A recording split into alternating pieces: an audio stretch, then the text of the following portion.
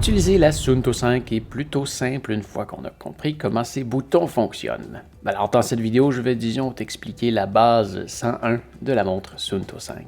Premièrement, pour devenir confortable à l'utiliser, il faut d'abord comprendre comment ces boutons fonctionnent. Alors, les deux boutons ici sont des boutons de navigation. Celui-ci est fait pour monter, celui-là pour descendre. Alors que celui-ci est fait soit pour aller dans une page à droite ou pour sélectionner. Alors que celui-là est fait pour aller vers une page à gauche ou pour revenir à l'arrière. Alors que celui-ci sert à allumer la lumière, mais fait aussi permuter les options du carrousel en bas ici. Alors, ici, on est sur la page d'accueil. Si on veut naviguer dans la montre, eh bien, il y a un paquet de graphiques qu'on peut accéder en dessous. Donc, si on navigue vers le bas, on accède à un menu. Donc, le menu de la fréquence cardiaque qui est juste ici. Et si tu vois ici en bas, il y a deux points. Donc, celui de gauche qui est éclairé. Alors, ça veut dire qu'il y a une page qui est disponible à droite. Donc, si j'appuie sur le bouton ici, je vais me déplacer à droite. Et là, on va voir un graphique de mes fréquences cardiaques sur les 12 dernières heures. Actuellement, on ne voit rien parce que je ne portais pas la montre dernièrement. Et là, si tu regardes ici à droite, on a un triangle qui nous dit que si on appuie ici, on va revenir à la première page, qu'on pourrait aussi revenir aussi à l'arrière. Des deux façons, ça fonctionne. Mais il y a aussi une flèche en bas qui nous dit qu'il y a d'autres informations qui sont disponibles plus bas. Enfin, quand on a terminé, on peut revenir avec le bouton de retour en haut et encore en haut. Et à partir de là, on peut accéder à un autre graphique, le graphique de stress. Encore là, lui, une fois, tu vois ici, il y a deux pages. Donc là, en ce moment, il n'y a rien qui s'affiche parce que, encore une fois, je ne portais pas la montre, mais on peut se déplacer à droite et voilà, on a une autre page d'information. On peut réappuyer à droite pour revenir à la première page ou avec le bouton retour, ça fonctionne aussi. Si on descend, là ici on tombe sur la page de pas, donc c'est le podomètre, et ici on a 3 pages. Donc si je me rends sur la deuxième ici, tu vois je tombe sur un graphique qui me montre le nombre de pas que j'ai fait dans chacun des jours de la semaine. Encore une fois, je ne portais pas ma montre.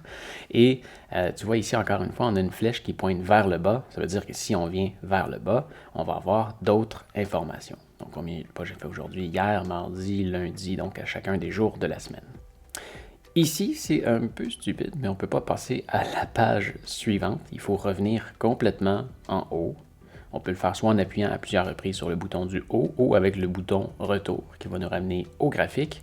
Et ensuite, on va pouvoir bouger vers la 3e page.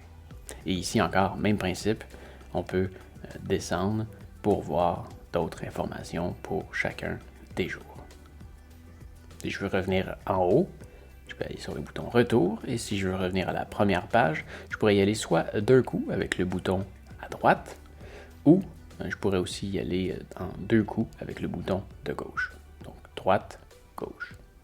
Page suivante vers le bas, la page d'entraînement. Encore une fois, 3 pages. Ici, il n'y a rien à voir plus bas, donc si j'appuie en haut, en bas, ça ne fait absolument rien.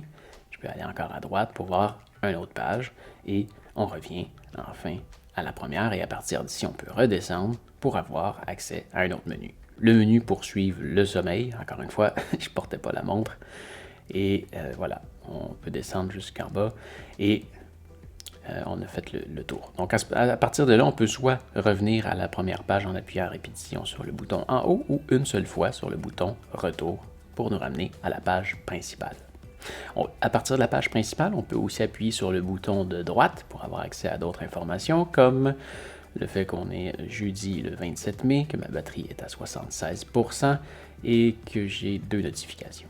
Si on veut voir les notifications, on peut appuyer sur la flèche du bas, ce qui va m'indiquer que je viens de payer 20,88$ à Netflix et que j'ai eu un badge sur ma montre Garmin.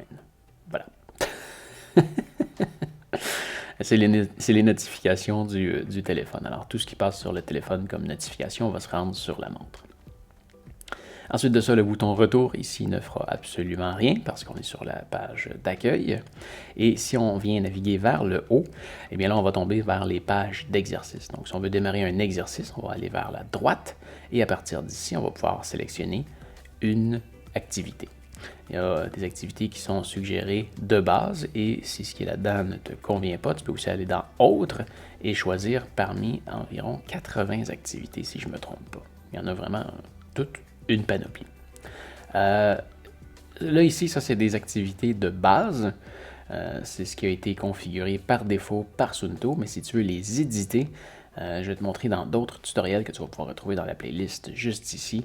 Je vais te montrer beaucoup plus en détail comment éditer une activité de sport.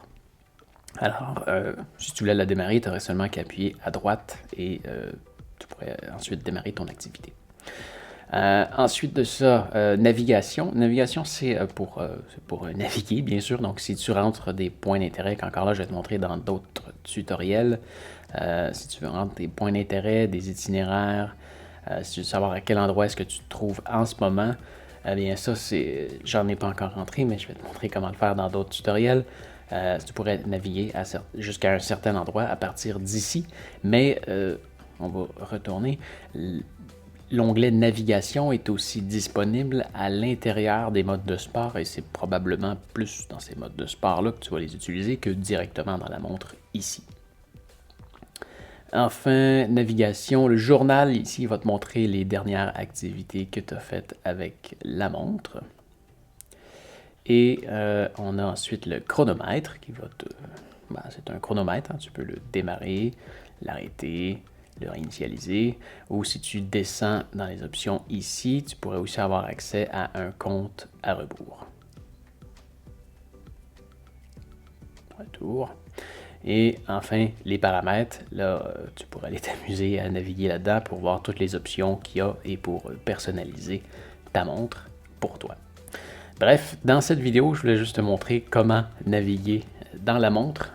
Une fois que tu as compris que ce bouton-là monte, celui-là descend, celui-là sélectionne ou va à droite et celui-là retourne à l'arrière ou te ramène à gauche et que celui-là est la lumière, eh bien tu peux t'amuser à naviguer dans la montre et découvrir par toi-même un peu toutes ses fonctions. Voilà.